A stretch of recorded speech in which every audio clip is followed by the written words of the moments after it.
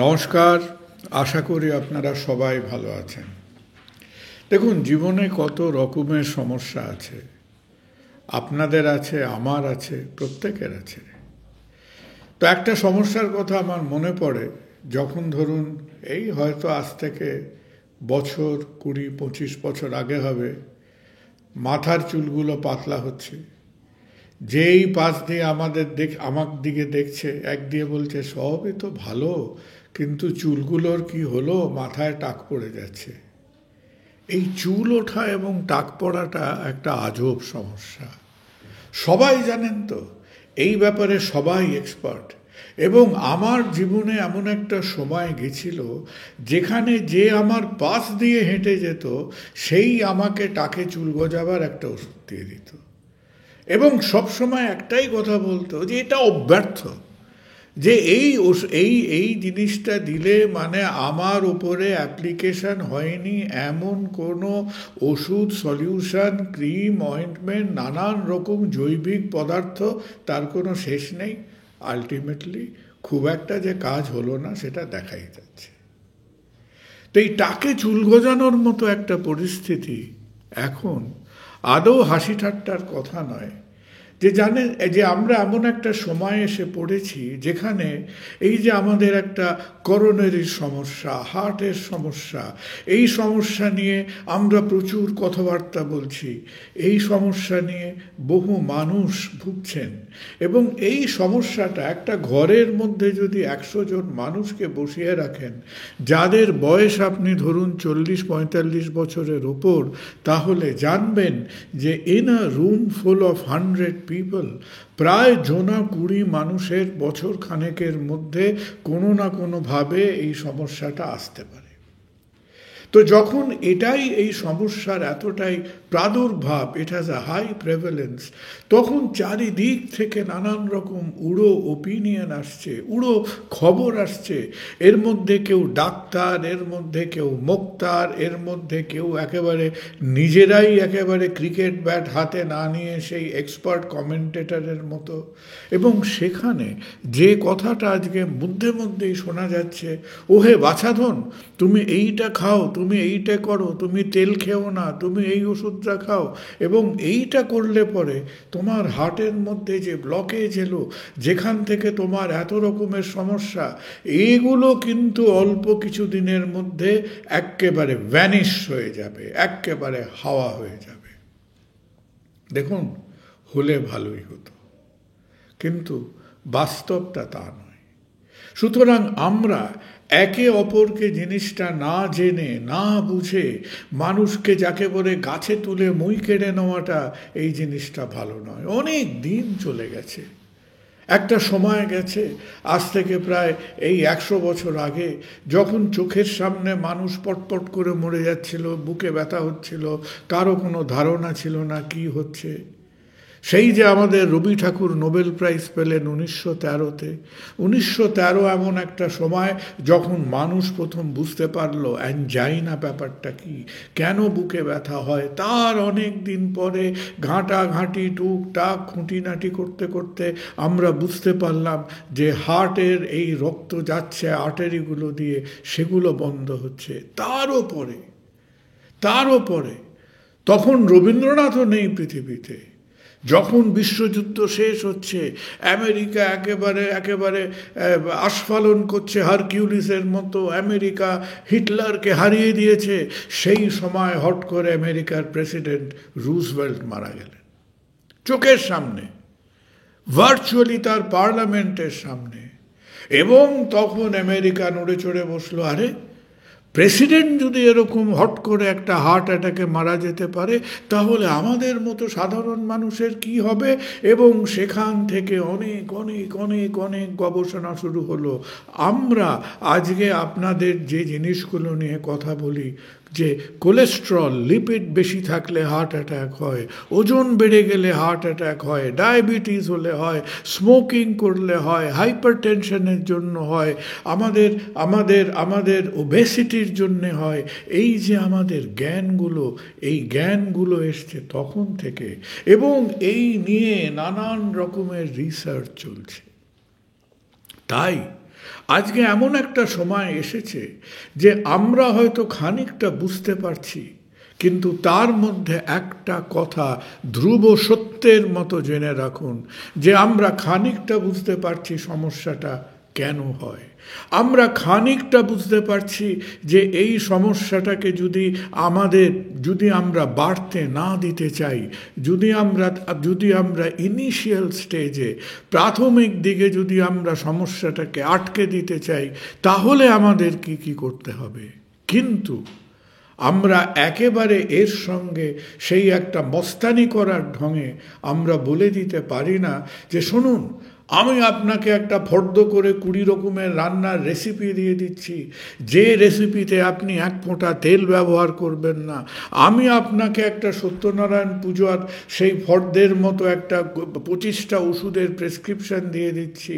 এই ওষুধ এবং তেলবিহীন খাবার খেলে পরে একেবারে ভেতরে আপনার যা যা ডিপোজিট জমেছিল সমস্ত হাওয়া হয়ে যাবে। That is wrong. কারণ একটা সময় ছিল যেখানে এই কথাগুলো আমরা কোনো রকম ক্রস চেক না করে, কোনো রকম ভ্যালিডেশন না করে আমরা বলে দিতাম। কেন বলতাম? আমি অনেকগুলো ওষুধ দিয়েছি, ডায়েট বলে দিয়েছি, এগুলো খেয়ে 1 জন 2 জন 3 জন 4 জন হয়তো কাজ চালিয়ে যাচ্ছেন, ভালো আছেন। আমি মনে করে নিলাম, ও তার মানে এ তো ভালো আছে, এ তো 6 মাস 1 বছর 2 বছর কাটিয়ে দিয়েছে, তার মানে ওর ভেতরে যা যা সমস্যা ছিল সমস্ত হাওয়া হয়ে গেছে। আজকের দিনে দাঁড়িয়ে যেখানে আমাদের কাছে অনেক রকম উপায় আছে, কি উপায় আছে? আজকে আমাদের হার্টের ভেতর কি হচ্ছে, হার্টের আর্টারির ভেতর কি হচ্ছে, আমরা সিরিয়াল একেবারে computer controlled coronary CT scan থেকে বুঝতে পারছি। যখন কার্ডিওলজিস্টরা অ্যাঞ্জিওগ্রাম করছেন, তখন তারা শুধু একটা ডাই দিয়ে ছবি তুলছেন না, তারা আর্টারির মধ্যে ঢুকে পড়ে, চিন্তা করুন, একটা 1.5-2 মিলিমিটারের আর্টারি, তার মধ্যে একটা সুতোর মতো, মাথার চুলের মতো ফাইন আল্ট্রাসাউন্ড প্রোব দিয়ে তারা একটা হার্টের আর্টারির মধ্যে ঢুকে ঢুকে ছবি তুলছেন। তাকে বলে ইন্ট্রাভ্যাসকুলার আল্ট্রাসাউন্ড। এছাড়া আরও প্রযুক্তি এসছে, ওসিটি বলে একটা প্রযুক্তি এসছে। অর্থাৎ এখন যে আমরা খালি একটা গালগপ্প জুড়ে দেবো, একটা আন্দাজে মেরে দেবো যে এই মানুষটা মোটামুটি 1 বছর কাটিয়েছে বলে তার সব কিছু একেবারে সেই তেঁতুল দিয়ে বাসন মাজার মতো ঝকঝকে হয়ে গেছে, এই রকম আন্দাজের কথা আজকে আর টিকছে না। এবং এই যে সিটি স্ক্যান, আইভাস, ওসিটি, নানান রকম ইমেজিং করে করে আমরা কি শিখলাম? আমরা শিখলাম যে হ্যাঁ, আমরা যদি আমাদের ওজন ঠিক করি, ডায়েট ঠিক করি, আমরা যদি লিপিড প্রোফাইল কন্ট্রোল করি, আমরা যদি সুগার কন্ট্রোল করি, আমরা এই ডিপোজিশনগুলোকে আটকাতে পারবো, আমরা স্লো ডাউন করতে পারবো। কিন্তু এটাও আমরা শিখেছি এখনো অবধি যে in order to make this deposit shrink, যে এদের আপনি চুপসে দিচ্ছেন, এটা কমে যাচ্ছে, ইন অ্যাজ মাচ অ্যাজ 10% যদি রিডাকশন করতে চান, সেও এক ভয়ানক কঠিন ব্যাপার, ভীষণ কঠিন ব্যাপার। প্লাক রিগ্রেশন বলে একে, এই যে ডিপোজিটগুলোকে আমরা ডাক্তাররা বলি প্লাক, এই যে প্লাক জমতে জমতে জমতে জমতে একটা পাইপ বন্ধ করে দিল, সর্বনাশ হয়ে গেল। আমরা এটাকে স্লো ডাউন করতে পারি। আমি যদি সাবধান হই, এটা খানিকটা বেড়ে হয়তো আর বাড়বে না। But that is very different from the idea যে আমি যদি নিজের ওষুধ খাই, খাওয়া দাওয়া রেগুলেট করি, এগুলো আবার সেই জলে ময়লা ধুয়ে যাওয়ার মতো সমস্ত ধুয়ে পরিষ্কার হয়ে গেল। Now that is not possible. এবং এই যে প্লাক ক্লিয়ারেন্স বা plaque regression, coronary artery disease কি নিজের থেকে ভালো হয়ে যায়, এই ব্যাপারটা একটা অলৌকিকভাবে, ভীষণ আনকমনভাবে লক্ষ লক্ষ মানুষের মধ্যে হয়তো 1-1 জনের হতে পারে, but that is not the rule. এবং আপনি কিছুতেই তার ওপর নির্ভর করে, তার ওপর রিলাই করে একটা মানুষকে নিরাপদ রাখতে পারি না। আমাদের এইটুকু ভাবতে হবে যে প্রথমত আমরা কেউ চাই না সমস্যাটা হোক। সমস্যাটা হওয়ার আগে আটকানোকে বলে prevention, so that it does not happen. যদি সেটা হয়েও থাকে আমাদের তাড়াতাড়ি ডিটেক্ট করতে হবে, আর্লি ডিটেকশন। আর্লি ডিটেকশন মানে আমার খুব বেশি ব্যথা হচ্ছে না, হার্ট ড্যামেজড হয়নি, যখন আমরা হার্টের ছবিগুলো তুলছি তখন আমরা দেখছি এই ডিপোজিশনগুলো হয়তো মেরে কেটে 30-40% কাছাকাছি আছে। সেই প্রাথমিক স্টেজে যদি আমরা প্রপার স্টেপগুলো নিই তাহলে এগুলোকে হয়তো আমরা বাড়তে দেব না। ভাগ্য ভালো থাকলে 2-4 বার হয়তো এরা 5-10% একটু কমলেও কমতে পারে। কিন্তু প্লিজ এই বিভ্রান্তিটার মধ্যে যাবেন না যে বেচারি বুকের ব্যথায় কষ্ট পাচ্ছে, শ্বাসকষ্ট হচ্ছে, হাঁটাচলা করতে পারছে না, হার্টের ফাংশন কমে যাচ্ছে, তার টেস্ট করে দেখা যাচ্ছে যে 75%, 80%, 90% মতো সমস্যাটা বেড়ে গেছে, প্রায় রক্ত যাচ্ছে না বললে হয়, সেই স্টেজে আমরা কিছু মানুষকে আজগুবি গল্প করে তাকে বললাম যে তুমি 6 মাস ধরে 1 ফোঁটা তেল খেও না, তুমি 30টা করে ওষুধ খাও, তোমার প্লাক আস্তে আস্তে কমে আবার ঝকঝকে হবে। কোনো দিন সেটা সম্ভব নয়। অ্যান্ড প্লিজ, আমরা ডাক্তার হই, আমরা হেলথ কেয়ার ওয়ার্কার হই, আমরা যেই হই না কেন, মানুষের কাছে আমাদের এই ভুল মেসেজটা দেওয়া উচিত নয়। আমাদের মধ্যে কিছু কিছু ডাক্তার আছেন যারা বিভিন্ন জায়গায় গিয়ে 6 মাস 8 মাস পর পর কিছু কিছু জনসভা করার মতো পেশেন্ট দেখেন এবং তাদের টেস্টগুলি না দেখে, অ্যাঞ্জিওগ্রাম না দেখে, আইভাস না দেখে তাদের একটা ওভারঅল একটা অ্যাডভাইস করে চলে যান, বলেন আমি 6 মাস পরে আবার দেখব। আর সেই 6 মাসের মধ্যে যারা ভুক্তভোগী, এই 6 মাসের মধ্যে যাদের হার্ট অ্যাটাক হলো, এই 6 মাসের মধ্যে যে মানুষগুলোর ক্ষতি হলো, যে পরিবারগুলোর ক্ষতি হলো, তার জবাবদিহি যদি করতে না হয়, সেই রেসপন্সিবিলিটি, সেই অ্যাকাউন্টেবিলিটিটা যদি আমাদের মধ্যে না থাকে, খালি কতগুলো আলগা কথা বলে আর মন গড়া একটা রূপকথার গল্প ফেঁদে বসে আমরা কিন্তু আমাদের দায়িত্ব এড়াতে পারি না। আমরা দুটো দল নই যে একটা দল ওষুধপত্র দিচ্ছে, ডায়েটের কথা বলছে, আর একটা দল অ্যাঞ্জিওপ্লাস্টি করছে, অপারেশন করছে। না, আমরা সবাই মিলে একটাই কাজ করছি এবং সেই একটা কাজ হলো, প্রথম কাজ হলো যে যাতে এই ঝামেলাটা না হয়, যাতে এই ড্রেডফুল প্রবলেমটা কারো না হয়।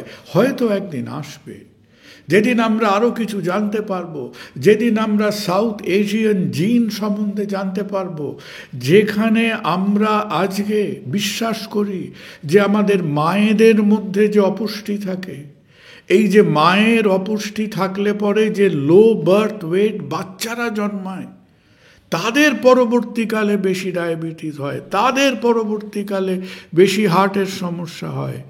যেদিন আমরা আমাদের ওভারঅল প্রিভেনশনগুলো আরও জোরদার হবে, একদিন আমরা হয়তো থাকবো না, আমাদের ভবিষ্যৎ প্রজন্ম বলতে পারবে, জানো তো এমন একটা সময় ছিল যখন এই ঝামেলাটা সবাইকে তছনছ করে দিয়ে গেছে। আজকে কিন্তু আর হয়ই না, আজকে তো আর আমরা শুনতেই পাই না। আমরা যেখানেই থাকি না কেন, আমরা সেই দিন কিন্তু কান পেতে থাকব এই কথাটা শোনার জন্য।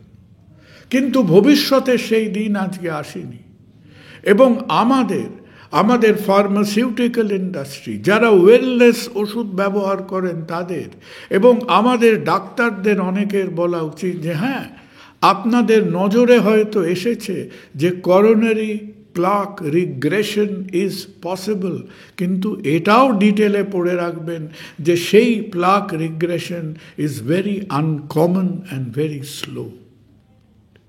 প্রাথমিক দিকে আমরা সমস্ত চেষ্টা করব যাতে সমস্যাটা না বাড়ে, কিন্তু যখন সমস্যাটা ক্রিটিক্যাল এবং এস্টাবলিশড, তখন সেটাকে ইগনোর করা ঠিক নয়। আর একটু একটু করে এগিয়ে আমরা যে জিনিসটাকে দেখতে পাচ্ছি, বুঝতে পারছি, তার ছবি দেখতে পাচ্ছি, কে বাড়ছে, কে কমছে, সিটি স্ক্যান, আইভাস, অ্যাঞ্জিওগ্রাফির মাধ্যমে, দ্যাট ইজ মেজারেবল নাও। সুতরাং ওই কিছু কিছু বেখাপ্পা কথা এদিক ওদিক বলে দিলাম, দোজ আর আনসাইন্টিফিক স্টেটমেন্টস। আপনাদের ভয় দেখানোটা উদ্দেশ্য নয়, আপনাদের সাবধান করাটা উদ্দেশ্য। যদি ইনিশিয়াল স্টেজে প্রবলেমটা আসে, সাবধান হন। যদি এমন স্টেজে আসে যেখানে অসুবিধে হচ্ছে, যেখানে ঝামেলাটা বাড়তে পারে, সেখানে প্লিজ নিজেদের ডক্টরদের সঙ্গে বসে ঠান্ডা মাথায় জিনিসটাকে জরিপ করুন, জিনিসটাকে অ্যাসেস করুন যে how critical is the problem. এই প্রবলেমটা আমাকে নিকট সময়ের মধ্যে, in the very near future, আমাকে একটা গভীর সমস্যায় ফেলবে কি ফেলবে না। That is the critical question. আর কখনোই যেন আমরা আপনাদের বিভ্রান্ত করার জন্য হঠাৎ করে এই কথাগুলো বলে দিই যে অমুক করুন, তেল খাওয়া বন্ধ করে দিন, এই এক ঝুড়ি ওষুধ খেতে শুরু করুন, সমস্ত কিছু একেবারে লোপাট হয়ে গেল, আমাদের শরীরের মধ্যে সমস্ত ডিপোজিশন ভ্যানিশ হয়ে গেল। অন্তত আজকের দিনে এই 2024-এর শেষে 2025 যখন আসবো করছে, অন্তত সেই সময় আজকেও সেই রূপকথাটা সত্যি নয়। ভালো থাকবেন, আবার কথা হবে। নমস্কার। অস্ক্লেপিয়া হেলথে রয়েছেন নানা ক্ষেত্রের বিশেষজ্ঞ ডাক্তার, যারা আপনার সমস্ত চিকিৎসা ঘটিত সমস্যার সমাধান করে দেবেন অনলাইন। মাত্র কয়েকটি ক্লিকে বুক করে ফেলুন ডাক্তারের অ্যাপয়েন্টমেন্ট। ডাউনলোড করুন অস্ক্লেপিয়া হেলথ। ভালো থেকো।